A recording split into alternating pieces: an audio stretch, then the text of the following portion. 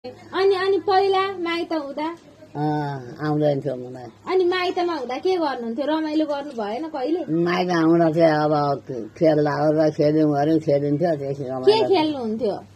अघि भनेर त्यसै खेल्थ्यौँ, गट्टा खेल्थ्यौँ, त्यस्तै खेल्थ्यौँ।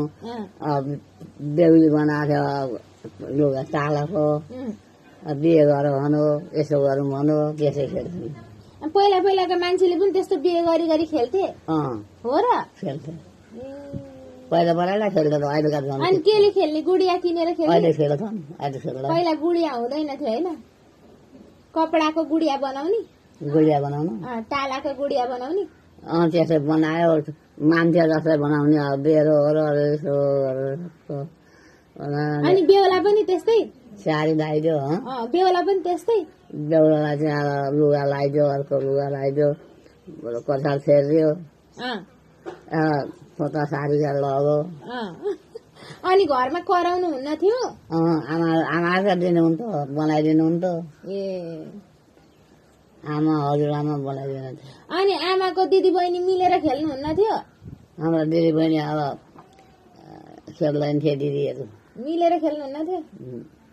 हामी दिदी बहिनी धेरै खेलेर बसेर खेल्नुहुन्थ्यो, अरूसँगै खेलिन्थ्यो। अरूका छोरीहरू हाम्रो नजिकमा सार्की थियो, अनि छेत्रीहरू, त्यो छेत्रीका छोरी, त्यो सार्कीका छोरीहरूसँग खेलिन्थ्यो क्या। म पनि तिनीहरूसँग त्यसैसँग खेल्थेँ, दिदी पनि त्यसैसँग खेल्थेँ।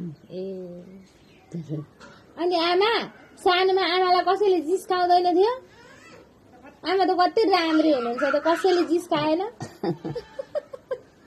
हाम्रो दिदीले ठुल्दिदीले ढुङ्गाको खोपेर यता भात पकाउने एउटा, दाल पकाउने एउटा भाँडो, सब्जी बनाउने एउटा भाँडो बनाइदिएको थियो क्या। माटोको? ढुङ्गाको। त्यहाँ चेप्टा चेप्टा ढुङ्गा हुन्छ नि, त्यही ढुङ्गाको। केले खोप्ने? केले खोप्ने? अब कुन्जाले खोप्छ, कुन्जो कुन्जो लगाऊ खोप्यो। आमा बाल नदेखिकन कुन्जो लगाउनु थियो। ए चोरी चोरी लगाएर खोपिदियो, अनि त्यहाँ राखिदिएको छ। यता बनाइदिएको छ, भात पकाउने एउटा भाँडो बनाइदिएको छ, दाल पकाउने एउटा, सब्जी बनाउने एउटा, अचार बनाउने एउटा, अनि भात पसेर खाने ढुङ्गै छ, ढुङ्गै चिल्ला चिल्ला ढुङ्गा राखिदियो।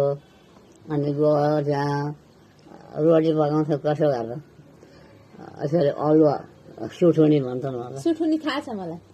यसो यसो रोपेका हुन्छ, यसरी लहर, त्यो लहर